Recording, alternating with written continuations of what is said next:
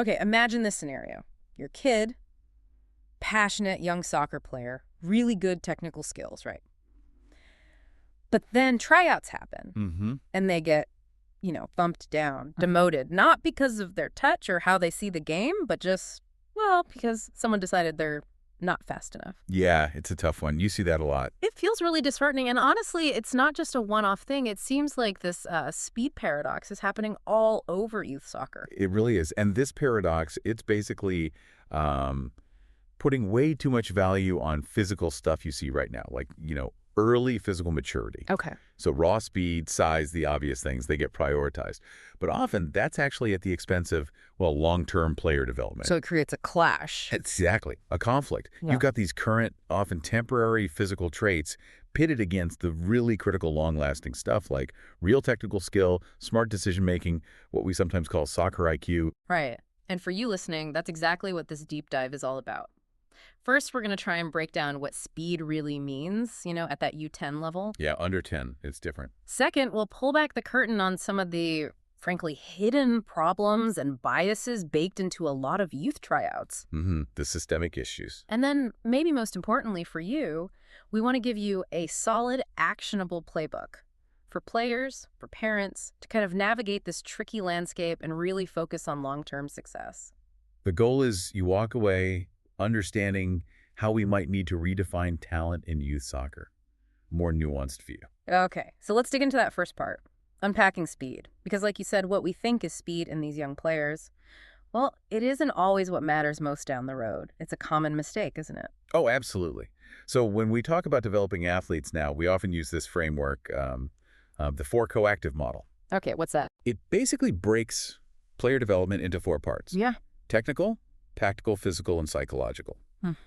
And it helps us clearly separate physical preparation like speed, strength, from technical preparation, dribbling, passing, receiving, that kind of thing. And here's a really key difference.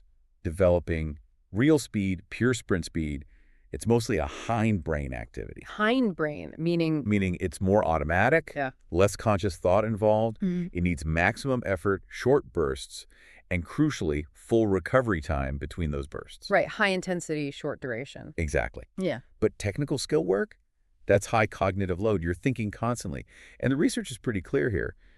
Doing skill drills typically doesn't improve your sprint speed much, if at all. They're just fundamentally different ways of training the body and brain. That distinction is huge because it creates this catch-22, right? Sure. A kid gets labeled slow, but their regular team practices, they often aren't set up for actual speed development. And that's often the case, yeah. Which means the burden falls back on the parents, who might not have that specialized knowledge.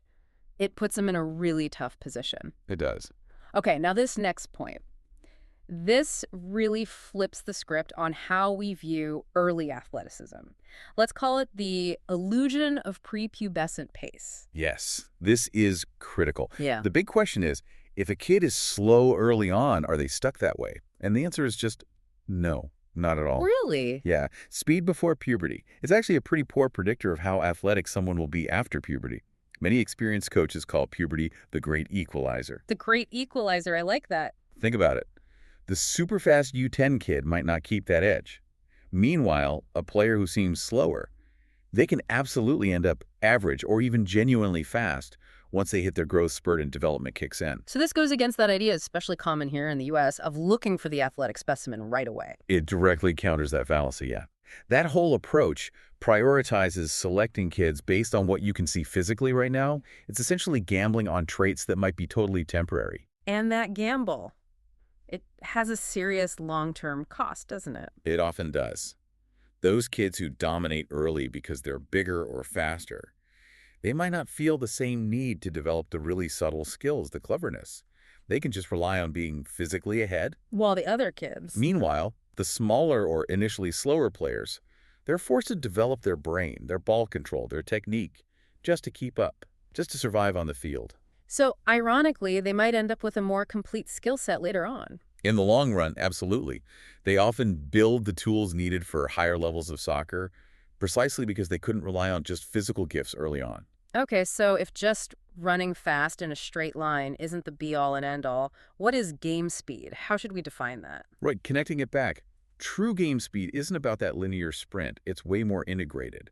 It's about seeing what's happening on the field. Reading the play. Exactly. Anticipating what the opponent's going to do, choosing the right kind of movement, and then crucially integrating that movement smoothly with your soccer skills, like passing or dribbling. So it's mental speed, too. Hugely.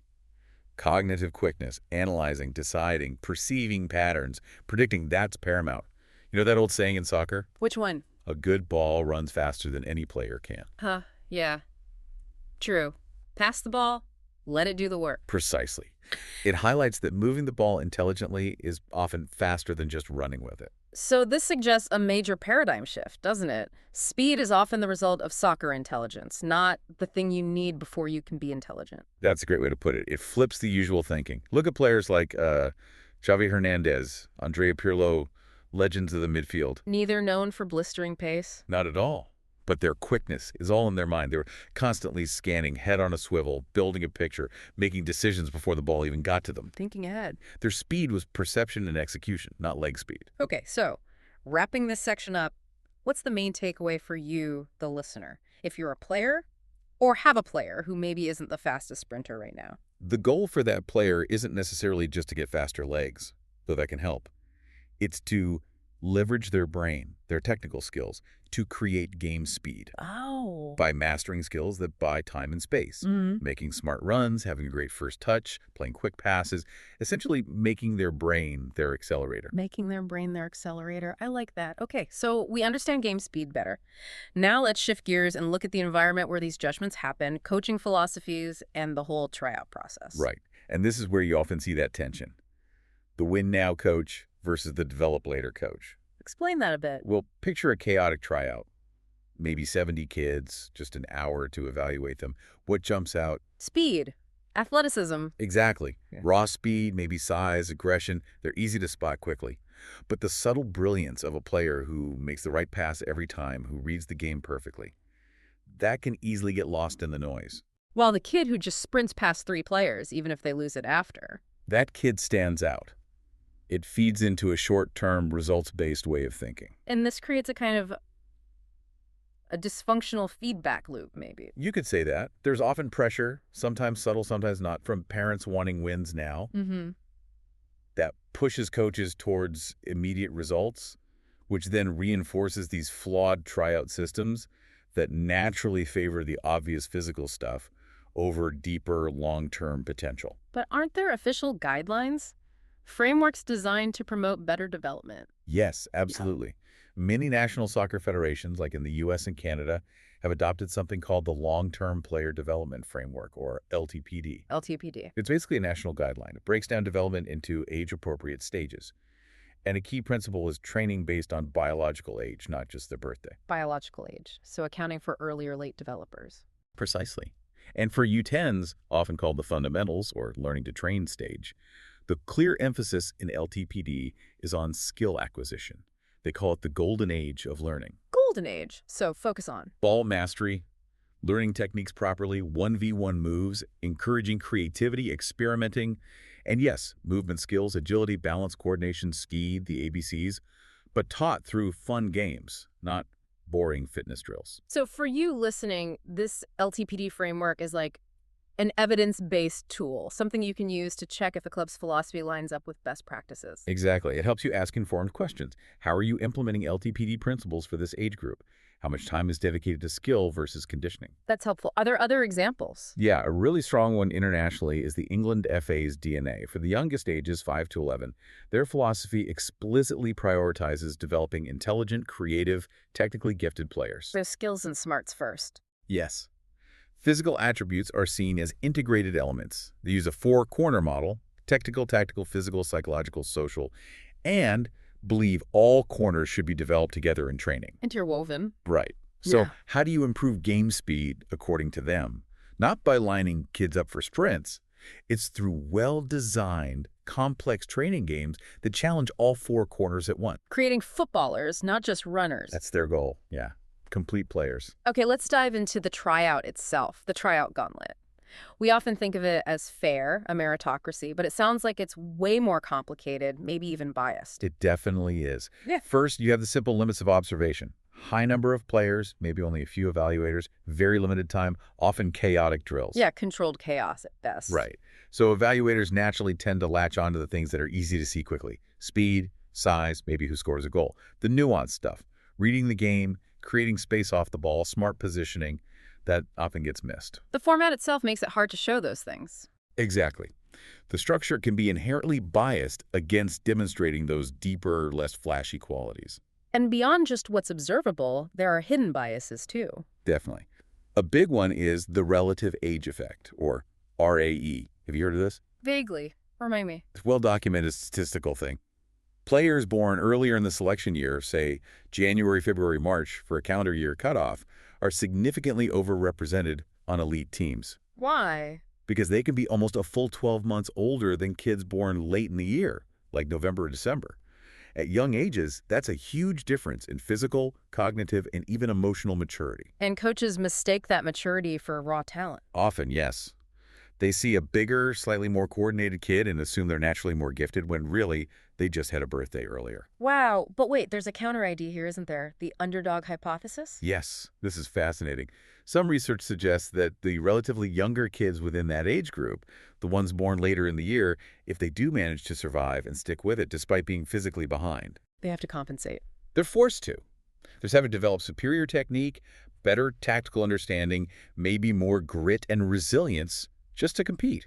So being the underdog could actually be an advantage long term. Potentially, yes. Studies have shown these relatively younger players, the underdogs, might actually have a higher chance of signing pro contracts later on and even earning more valuable contracts. The adversity forged better players. Makes you rethink things, doesn't it? Yeah. What other biases creep in? Well, there are cognitive and social biases, like physical stereotype bias, this unconscious idea of what a good player looks like physically. Tall, fast, strong. Maybe, yeah. Then there's confirmation bias. An evaluator forms a quick first impression, maybe based on that stereotype, and then unconsciously looks for evidence to confirm it, ignoring things that don't fit. Okay. Familiarity bias coaches might lean towards kids they already know or whose parents they know. And the Pygmalion effect, or self-fulfilling prophecy. Where expectations shape reality. Exactly. If a coach believes a kid is talented, maybe because they're an early RAE kid, they give them more attention, more positive feedback, better opportunities, and the kid actually develops more as a result. Yeah. The opposite can happen too. So for you listening, knowing about all these biases, how does that help? It helps you contextualize things. If your child has a negative tryout experience, understanding the flaws in the system, the RAE, the biases, the limits of observation, helps attribute it to that, rather than just thinking, my kid isn't good enough. It protects their self-esteem and keeps them motivated. Crucially, yes. It reframes failure as potentially a system issue, not just a personal one. Okay, this is powerful stuff. So we've dissected the problem, the system flaws. Let's pivot now. Let's give you, the player or parent, some proactive strategies. This is the cerebral player's playbook. Right. How do you thrive, despite maybe not being the fastest? We look at those legends again, Busquets, Cruz, Xavi, Pirlo. Pace wasn't their main weapon. So what? Their mind. Their quickness was in their mind. The number one tool. Superior spatial awareness. They were constantly scanning head up, building a mental map of where everyone was, where the space was. Making decisions before they even got the ball. That's the key. It allowed them to play fast and efficiently, even without elite sprinting speed. So it's almost like being a bit slower forces you to be smarter. It's a developmental push. You could absolutely see it that way. A powerful developmental constraint, forcing innovation. You have to solve problems with your brain and your technique, not just your legs. Okay, so how does that translate into specific skills? Technical mastery as a weapon. Exactly. For slower players, technique becomes absolutely critical. Let's break down a few key areas. Go for it. First, the first touch.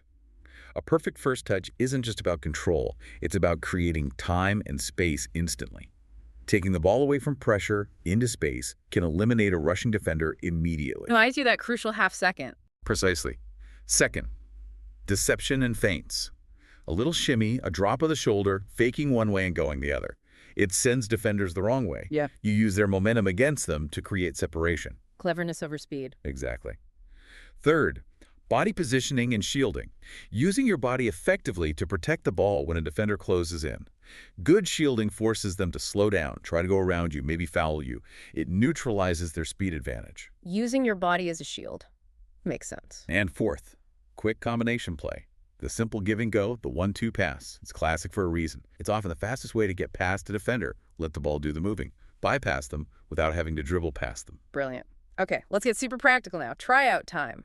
How can a player, especially one who isn't maybe the fastest sprinter, stand out? What controllable things can they do? This is about shaping perception, focusing on things evaluators do notice. Here are some key behaviors. Lay 'em on us. 1. Be highly coachable. This is huge. Listen intently when a coach speaks. Make eye contact, nod. Respond with okay or got it. And most importantly, immediately try to apply whatever correction they gave you. Show you're listening and learning. Yes. 2. Demonstrate a high work rate. This is always visible. Be the first in line for drills. Jog, don't walk, between stations. Sprint to get loose balls back. Constant hustle gets noticed and signals a great attitude. Non-stop effort. 3. Be a vocal communicator. Use your voice, make it loud and clear. Offer helpful information. Man on, turn, time. Call for the ball clearly. It shows engagement, awareness, confidence. Even if you're nervous, projecting confidence. Right. 4. Showcase your strengths. Don't try to be someone you're not. If you're a great passer, focus on distributing the ball cleanly and smartly.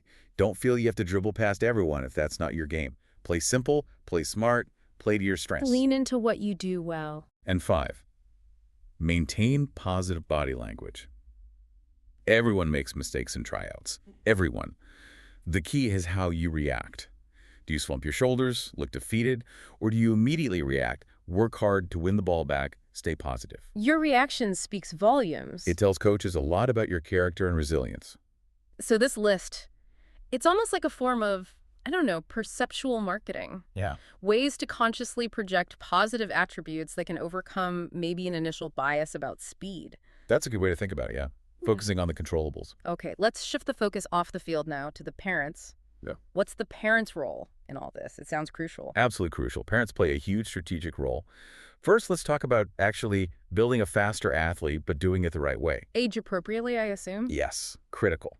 Speed training for young kids, pre-puberty especially, should be about technique over intensity. Short distances, lots of play. Like what kind of drills? Think fun games. Red light, green light, freeze, tag, sharks and minnows. These naturally work on reaction time, acceleration, changing direction. Making it fun. Exactly. Then you can add some agility stuff, simple ladder drills, weaving through cones, zigzag runs, focus on quick feet, coordination, rhythm. Okay. Maybe some basic plyometrics, body weight only, things like simple tuck jumps, hopping, maybe low box jumps or broad jumps later on, focusing on generating power. Nothing too intense? No. And some form-focused sprints. Really short, 10, maybe 20 yards. The goal isn't exhaustion. It's teaching proper running mechanics, arm swing, knee drive. And how often should they do this stuff? Keep it short and sweet. 15, maybe 20 minutes max. Once or twice a week is plenty, and always when the child is fresh, not after a long practice or game. Quality over quantity. Absolutely. Okay. And try to incorporate a soccer ball whenever you can to keep it game relevant. Good advice. What else is key for parents? There was something about specialization. Yes, playing the long game, avoiding the specialization trap. This is huge. Early sport specialization means intense, year-round training in just one sport, usually before puberty hits. Sounds serious. Is it bad? The evidence strongly suggests it has significant downsides. Higher rates of overuse injuries, stress fractures, tendinitis, increased psychological stress, burnout, and ultimately higher dropout rates from the sport altogether. Wow. So focusing intensely on just soccer really early might backfire. It very often does. And here's the counterintuitive part for many parents. Yeah. The evidence actually shows that a diversified multi-sport approach when young leads to better overall motor skill development.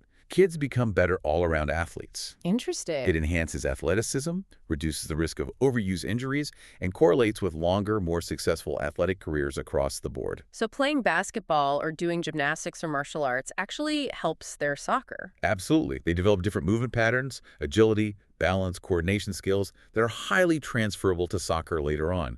Don't rush to the specialization. Let them be kids, play lots of things. Basically, yes. Okay, final piece for parents, and maybe the most important, framing the narrative, fostering resilience. This might be the parent's most critical job. You are essentially the storyteller. The storyteller, meaning? Meaning you help your child interpret their experiences, especially the tough ones, the setbacks, the tryout disappointments. How you frame it shapes how they understand it and feel about it. Okay, so how do you do that well? Give us some tips. All right. First, validate feelings, then reframe. Always start by acknowledging their disappointment or frustration. Yeah, that sounds really tough, or I can see you're upset. Don't dismiss it.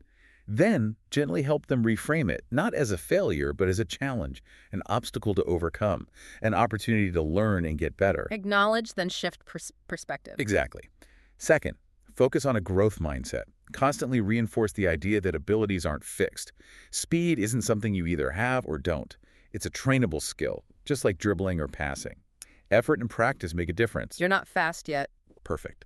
Third, praise effort, not just talent. This is key.